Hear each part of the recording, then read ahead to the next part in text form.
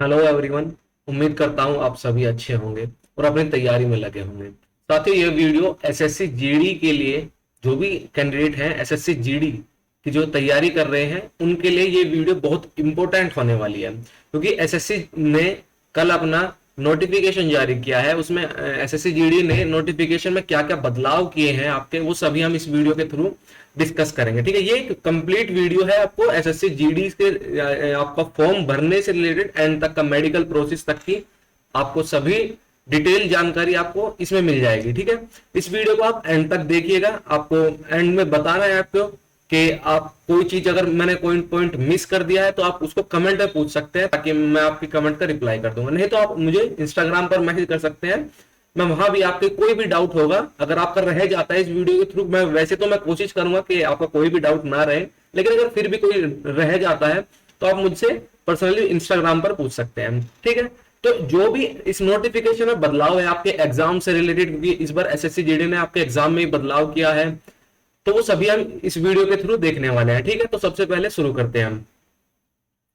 देखिए, SSC GD ने notification जारी किया। एसएससी जीडी 2022 के लिए नोटिफिकेशन जारी किया। जो हमारा एग्जाम फॉर्म है, जो एप्लीकेशन फॉर्म फिल करने की जो डेट है वो 27/10 है, यानी 27 अक्टूबर से लेकर 30 नवंबर तक जो डेट दी गई है वो एग्जाम फॉर्म को फिल करने की जो डेट दी गई है। ठीक है, जो लास्ट डेट है वो एग्जाम फॉर्म को फिल करने की वो 31 नवंबर है। और लास्ट डेट पे जो होता है ना, कुछ कैंडिडेट के चालान वगैरह से फीस भरते हैं, तो उनकी भी 31 नवंबर है, जिससे वो लास्ट डेट में फीस डिपॉजिट कर सकते हैं। ऑनलाइन फीस का पेमेंट का भी ये है एक दिन थोड़ा एक्स्ट्रा है, यानी 1 दिसंबर 2022 है। इस डेट तक आप ऑनलाइन की फीस जमा कर सकते हैं। लेकिन मैं आपको यही कहूंगा, अभी आप एकदम से फॉर्म फिल मत कीजिएगा, 2 से 3 दिन अभी आप रुकिएगा, उसके बाद ही आप फॉर्म फिल करिएगा। ठीक है, और हाँ, जो भी मैं आप इस वीडियो को एंड तक जरूर देखिए, क्योंकि मैं आपको बीच बीच में वो सारे पॉइंट बताऊंगा जो आपके लिए बहुत इंपॉर्टेंट है। लास्ट टाइम जो कैंडिडेट रह गए थे मेडिकल के टाइम, जब डॉक्यूमेंट वेरिफिकेशन हुई थी, उनके साथ क्या क्या प्रॉब्लम आई थी, वो सारी चीज मैं आपको इस वीडियो के थ्रू लास्ट में डिस्कस करूंगा। ठीक है, तो बनिए रहिए वीडियो के एंड तक। ठीक है, तो अगर मैं एग्जाम पैटर्न की बात करता हूँ, ठीक है, तो आप एग्जाम जनवरी में होना जैसे कि एक्सपेक्ट कर रहे थे। मैं थोड़ा था कि मैं फरवरी के एंड तक एक्सपेक्ट कर रहा था कि इसका एग्जाम फरवरी में आ जाए होगा, लेकिन एसएससी ने इस बार क्लियर कर दिया कि आपका जो एग्जाम है वो जनवरी में हो जाएगा। यानी अगर मैं बात करूं अभी अक्टूबर तो अब जा चुका है, नवंबर, दिसंबर और जनवरी का हाफ जनवरी हो सकता है, यानी लगभग आपके पास में 60-75 दिन के आसपास आपके पास अभी दिन है। जहां तक मुझे लगता है कि 75 दिन या 70 दिन तो आपके पास हो गए ही होंगे। ठीक है, तो चलिए देखते हैं नेक्स्ट में। हाँ, सबसे पहले मैं बता देता हूं आपको पे स्केल के बारे में कि अगर आप एसएससी जीडी में ज्वाइन करेंगे तो आपको पे स्केल क्या होगा। ठीक है, तो 18,000 से लेकर 56,900 तक आपकी सैलरी होती है। ठीक है, सैलरी होती है, वो थोड़ा रिस्क अलाउंस पे भी डिपेंड करते हैं कि आप किस एरिया में है, उसी हिसाब से आपकी सैलरी होती है। ठीक है, अगर मैं वैकेंसी की बात करूं, देखिए ये बहुत लोगों का पॉइंट होता है कि सर इस बार वैकेंसी कितनी है। इस बार जो टोटल वैकेंसी है वो 24,369 वैकेंसी है। ठीक है, एक सेकंड रुकिए, एक सेकंड। हाँ, 24,369 वैकेंसी है इस बार एसएससी जीडी में। यहां पर आप देख सकते हैं सभी पोस्ट के बारे में कि किस पोस्ट के लिए कितनी वैकेंसी है। बीएसएफ के लिए एससी में 1405 वैकेंसी है, एसटी में देख सकते हैं, ओबीसी में देख सकते हैं, ईडब्ल्यूएस में देख सकते हैं, जनरल में देख सकते हैं। और अगर मैं बीएसएफ की टोटल वैकेंसी बताऊं तो 8922 वैकेंसी है बीएसएफ में। इसी तरह से सीआईएसएफ में देखिए, इस बार सीआईएसएफ में बहुत कम वैकेंसी है, टोटल ही 90 वैकेंसी है। ठीक है, लेकिन हमेशा की तरह सीआरपीएफ में इस बार 8380 वैकेंसी है। अगर मैं एसएसबी की बात करता हूं, देखिए इस बार एसएसबी में है 1041 वैकेंसी। ठीक है, आईटीबीपी में 1371, असम राइफल में 1697 और एसएसएफ में 70 है। ठीक है, तो ये टोटल वैकेंसी होगी। मेल कैंडिडेट की 21,579 वैकेंसी होगी। इसी तरह से आप फीमेल कैंडिडेट के बारे में भी देख सकते हैं, इधर फीमेल की भी वैकेंसी दी गई है।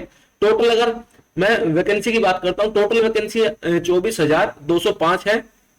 और जो फीमेल की टोटल अगर मैं बात करता हूं तो 2626 वैकेंसी है फीमेल की। ठीक है, आप देख सकते हैं कि ओबीसी की किस पोस्ट पर कितनी है, सीआईएसएफ, बीएसएफ, जनरल या फिर जनरल कैटेगरी की कितनी है, आईटीबीपी, असम राइफल या एसएसएफ, एसएसबी। ठीक है, और ये देखते हैं एनसीबी के बारे में। देखिए एससी की 25 वैकेंसी है इस बार एनसीबी के बारे में। एनआईए पहले आता था, इस बार एनआईए नहीं है, एनसीबी है, ठीक है। तो इसमें अगर टोटल बात करो तो इसमें 164 वैकेंसी, 164 वैकेंसी है, एनसीबी की पोस्ट है, तो इसमें यानी कट ऑफ भी बहुत ज्यादा होती है, ठीक है। उसके बारे में हम थोड़ा बाद में डिस्कस करेंगे, अभी हम टोटल पोस्ट के बारे में ही डिस्कस कर रहे हैं। तो अगर वैकेंसी की बात करता हूं मैं, तो 24,369 वैकेंसी है, ठीक है। और ये सभी पोस्ट कोड है कि अगर आप बीएसएफ फिल करते हैं तो आपको पोस्ट कोड ए डालना होगा, सीआईएसएफ के लिए बी, सीआरपीएफ के लिए सी। लेकिन मैं आपको ये बात पहले ही बता दूं, और जब आप फॉर्म फिल कीजिएगा ना, उसी टाइम आपको ध्यान रखना है कि आपको किस पोस्ट के लिए आप प्रेफरेंस कर रहे हैं, ठीक है। आप क्या, आपकी प्रेफरेंस क्या है, किस पोस्ट के लिए।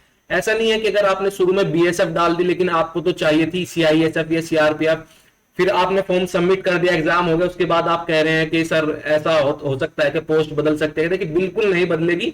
अगर आप इसको, आपको कोई कहता है कि पोस्ट बदल जाती है तो बिल्कुल झूठ बोल रहा है। अभी तक मैंने देखा है, दो बार की वैकेंसी में देख चुका हूं कि पोस्ट प्रेफरेंस आपकी जो एग्जाम फॉर्म पर शुरू में आप फिल करते हैं वही आपकी पोस्ट प्रेफरेंस रहती है, बाद में आपकी कोई पोस्ट प्रेफरेंस नहीं बदलती है, ठीक है। इस चीज को याद रखेंगे, इंपॉर्टेंट बात थी, ठीक है। तो नेक्स्ट की बात करते हैं। नेक्स्ट में अगर मैं एज लिमिट के बारे में बात करूं, 18 से लेकर 23 साल ही होती है एज लिमिट के बारे में, ठीक है।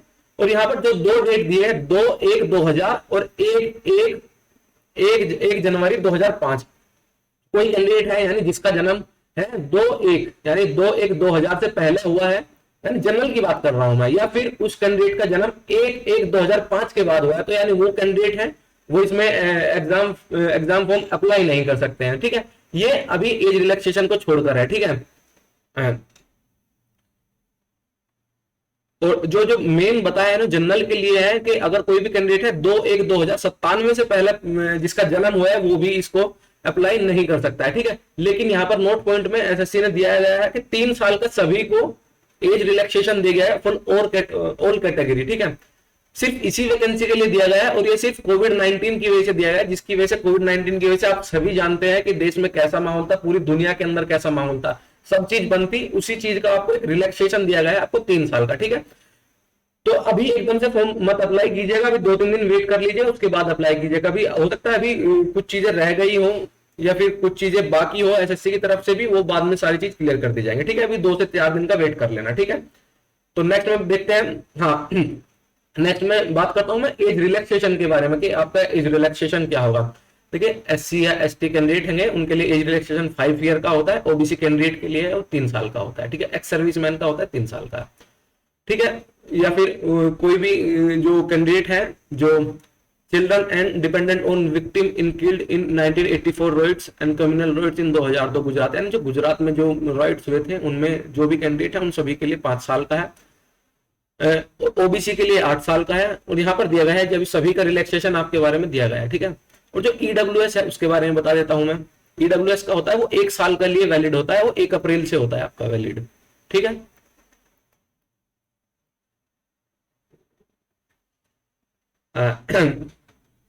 एक सेकेंड, हाँ तो 1 साल के लिए होता है, लेकिन वो उनका डोमिसाइल सर्टिफिकेट होता है, ठीक है। हाँ तो बात करते हैं, हाँ नेक्स्ट पॉइंट में जो सर्टिफिकेट बनते हैं आपके, ठीक, आपकी किस डेट से होने चाहिए, क्रूशियल डेट क्या होती है। देखिए क्रूशियल डेट वो होती है जो आपकी एग्जाम फॉर्म की क्लोजिंग डेट है। क्लोजिंग डेट यानी जो ये है, क्लोजिंग डेट ये है 30 नवंबर 2022 आपकी क्लोजिंग डेट है, यानी यही आपकी क्रूशियल डेट होती है। इससे पहले के ही आपको यही लास्ट डेट है, यही आपकी क्रूशियल डेट है, यानी इसी डेट तक आपको अपने डॉक्यूमेंट सभी तैयार रखने हैं। आप मेरी बात थोड़ा ध्यान से समझिए। अगर आपने कोई जैसे कि आपका कास्ट सर्टिफिकेट है, आप ओबीसी से है, तो आपको इस यानी 30 नवंबर 2022 इससे पहले आपके पास ओबीसी सर्टिफिकेट या एससी सर्टिफिकेट या आपके और अदर 10th का क्लास की मार्कशीट है, इस डेट से आपके पहले होनी चाहिए।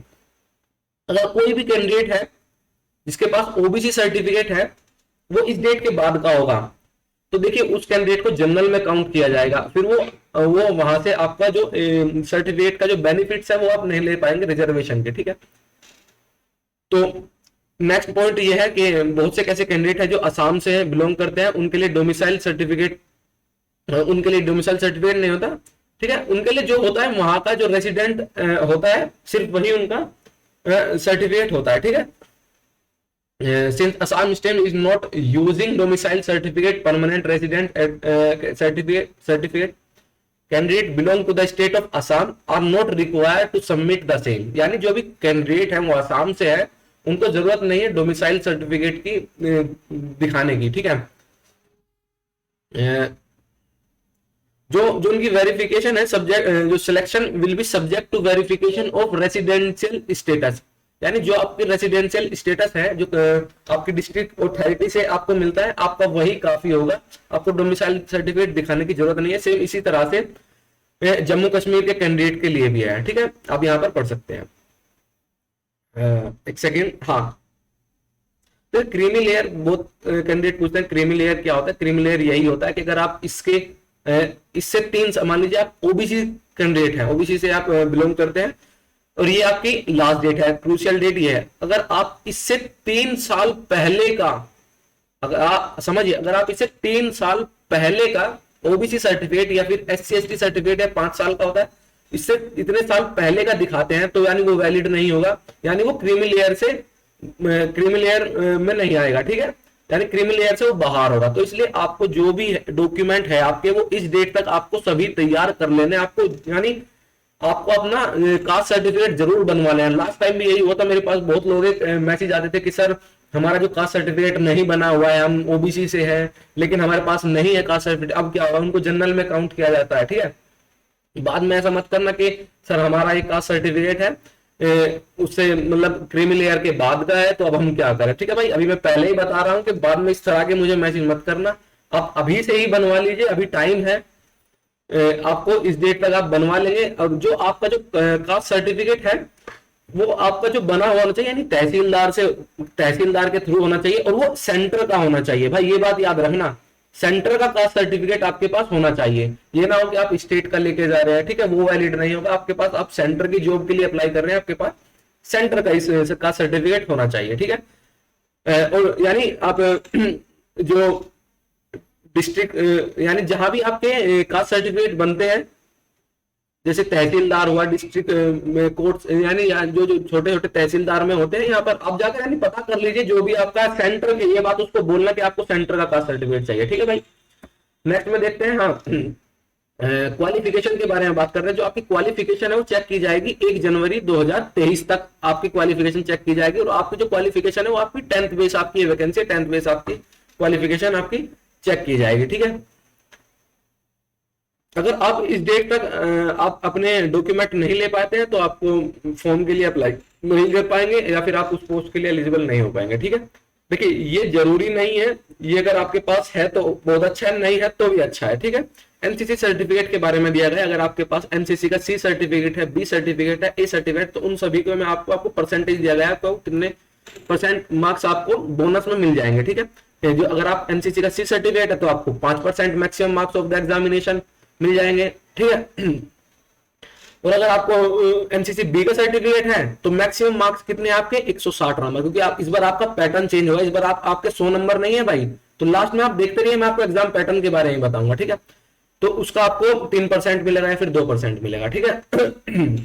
हाँ, तो ये बात करते हैं, ये है एक बहुत बड़ा धमाका चेंज जो इस बार एसएससी ने कर दिया है, एग्जाम पैटर्न को चेंज करता जा रहा है। एसएससी पिछले 1-2 सालों से लेकर कुछ एग्जामों में चेंज किया, जैसे पिछली बार दिल्ली पुलिस का भी चेंज कर दिया था, इस बार एसएससी जीडी का भी चेंज कर दिया। तो इस बार एसएससी जीडी का एग्जाम पैटर्न में क्या बात कही है, उसने कहा है कि इस बार हम टोटल 80 क्वेश्चन देंगे और एक क्वेश्चन 2 मार्क्स का होगा, ठीक है। यानी सेक्शन वही है जो पहले होते थे, 4 सेक्शन होंगे, रीजनिंग का, जीके का, मैथ्स का, इंग्लिश या हिंदी में आपको कोई एक करना होता था, जिसमें आपकी चॉइस होती थी पार्ट डी में, ठीक है। पहले जो टाइम था आपको वो 90 मिनट दिया जाता था, लेकिन इस बार आपको टाइम दे दिया गया है वो सिर्फ 60 मिनट दिया गया है, ठीक है।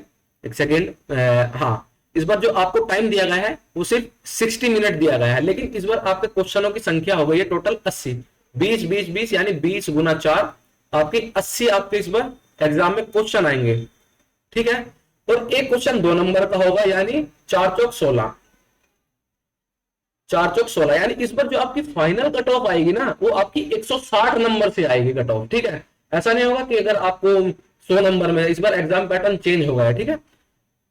और जो आपका एग्जाम होता है वो ऑनलाइन होता है, कंप्यूटर बेस्ड एग्जाम होता है, और मल्टीपल चॉइस एग्जाम होता है, हिंदी और इंग्लिश आपके दोनों तरह से आपका एग्जाम आता है, ठीक है। इस बार नेगेटिव मार्किंग है 0.5 की, ठीक है। लास्ट टाइम 0.25 था, इस बार 0.5 किया है, क्योंकि इस बार लास्ट टाइम एक क्वेश्चन 1 नंबर का था, इस बार एक क्वेश्चन 2 नंबर का है, तो इसलिए नेगेटिव मार्किंग भी आपकी 0.5 की होगी, ठीक है। ये एक थोड़ा बदलाव है एसएससी के अंदर, एसएससी जीडी के अंदर, ठीक है। एसएससी जीडी के अंदर ये एक बदलाव है इस बार, पिछले लास्ट के पैटर्न अब तक का सेम चल रहा था, इस बार थोड़ा बदलाव है, और इस बार थोड़ा कट ऑफ में भी थोड़ा बहुत फर्क आपको देखने को मिलेगा, ठीक है। तो नेक्स्ट में देखते हैं हम। हाँ, जब आपका फिजिकल होता है उसके बाद आपकी एक लिस्ट आती है, उसमें जो जो कैंडिडेट सेलेक्ट होते हैं, कट ऑफ आती है, जो जो जिन कैंडिडेट का लिस्ट में नाम होता है उनको फिजिकल के लिए टाइम दिया जाता है, 3 से 4 महीने का टाइम दिया जाता है, या 3.5 महीने भी दिया जाता है, ठीक है। तो उसमें आपका फिजिकल होता है, तो फिजिकल के बारे में बात करेंगे, आपका फिजिकल कैसे कैसे होगा। देखिए फिजिकल टेस्ट के बारे में बात करते हैं। सबसे पहले आपकी हाइट होती है, मेल कैंडिडेट है उनकी हाइट 170 सेंटीमीटर होनी चाहिए, यानी 170 सेंटीमीटर आपकी हाइट होनी चाहिए। अगर फीमेल की बात करता हूं मैं, 157 सेंटीमीटर फीमेल कैंडिडेट की हाइट होनी चाहिए, ठीक है। यहाँ पर एज हाइट का रिलैक्सेशन के बारे में दिया गया है, ठीक है।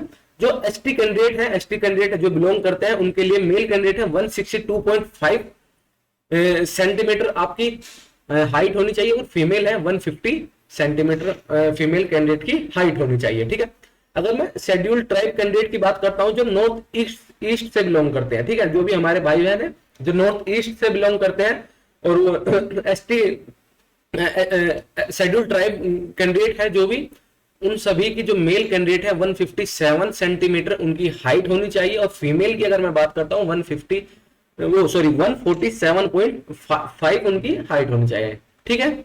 यहीं पर आप इस तरह से देख सकते हैं जो भी कैंडिडेट है, जो भी कैटेगरी मेंशन है यहाँ पर दी गई है, इनसे बिलोंग करते हैं, उन सभी की हाइट फीमेल और फीमेल कैंडिडेट के बारे में दी गई है, ठीक है। यहाँ पर आप देख सकते हैं, ठीक है। अगर उसके बाद फिजिकल, जब आपका फिजिकल होता है, हाइट होती है, उसके बाद आपको हाइट चेस्ट होती है, उसके बाद आपकी रेस होती है, ठीक है। अगर मैं रेस की बात करता हूँ, आपकी रेस कितनी होगी, 5 किलोमीटर की रेस होती है मेल कैंडिडेट की, 24 मिनट में उसको करनी होती है, ठीक है। और मैं जो कैंडिडेट है जो लद्दाख रीजन से अलग है, यानी जो कैंडिडेट है जो अदर देन लद्दाख है, उन कैंडिडेट की 5 किलोमीटर की रेस होगी 24 मिनट में होगी। और अगर मैं फीमेल की बात करता हूँ 1600 मीटर रेस होगी, वो होगी आपकी 8.5 मिनट के अंदर होगी, ठीक है। जो कैंडिडेट है जो लद्दाख से अलग बिलोंग करते हैं, ठीक है। और वो कैंडिडेट जो लद्दाख रीजन से बिलोंग करते हैं, ठीक है, उनमें मेल कैंडिडेट है उनकी 1600 मीटर की, यानी 1.6 किलोमीटर की आपकी रेस होगी, वो होगी आपकी 6.5 मिनट में, ठीक है। अगर मैं फीमेल की बात करता हूं 800 मीटर फीमेल कैंडिडेट की रेस होगी, वो होगी 4 मिनट में, ठीक है। हाँ, तो ये जो रिलैक्सेशन है, ये हाइट का रिलैक्सेशन है, ये यहाँ पर आप देख लीजिएगा आपकी कौन सी कैटेगरी है, और यहाँ पर उनका हाइट का मेल फीमेल के बारे में दिया गया है, ठीक है। अगर मैं चेस्ट की बात करता हूं, ये बहुत इंपॉर्टेंट बात है, आप इस पर बहुत ध्यान दीजिएगा। जो कैंडिडेट जिनकी चेस्ट कम है, यानी जो अनएक्सपेंडेड है, यानी बिना फुलाए आपकी चेस्ट है, वो 80 सेंटीमीटर होनी चाहिए मेल कैंडिडेट की। मिनिमम 5 सेंटीमीटर का आपका फुलाव होता है, यानी देखिए बताते हैं कि आपकी जो नॉर्मल चेस्ट है वो आपकी 80 सेंटीमीटर होकर फुलाने के बाद, यानी ऐसे हवा भरने के बाद, यानी सांस भरने के बाद आपकी जो 5 सेंटीमीटर का आपका चेस्ट का एक्सपेंशन होना चाहिए, यानी फुलाव होना चाहिए। कोई भी ऐसा कैंडिडेट है जिसकी चेस्ट अभी 78 है, एक बार आप घर पर चेक कर लीजिएगा, या फिर 76 है, 75 है, यानी अभी आपके पास टाइम है, अभी आप चेस्ट को बढ़ा सकते हैं। तो थोड़ा आप पुशअप लगाना शुरू कीजिए, डेली 5-5, 10-10 धीरे धीरे करके आप पुशअप बढ़ाएंगे, 5, 7, 8, 9, 10, 12, 20, डेली 20-25 भी अगर आप पुशअप लगाएंगे तो भी आपकी चेस्ट फिजिकल के टाइम तक आपकी 80 to 85 सेंटीमीटर हो जाएगी, ठीक है। क्योंकि ये चीज ना लास्ट टाइम भी बहुत कैंडिडेट की प्रॉब्लम हुई थी कि जब उनका फिजिकल था वो बोल रहे थे सर मेरी 78 चेस्ट थी, कुछ की तो कैंडिडेट की हो गई थी, कुछ की रह गई थी, ठीक है।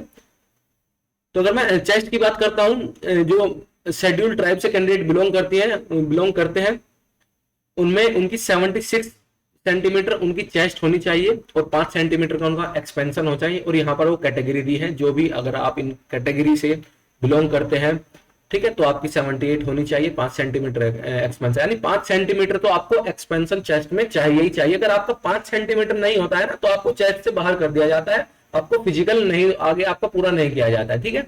तो भाई याद कीजिएगा, बहुत इंपॉर्टेंट पॉइंट है, यहाँ पर बहुत कैंडिडेट निकलते हैं, ठीक है।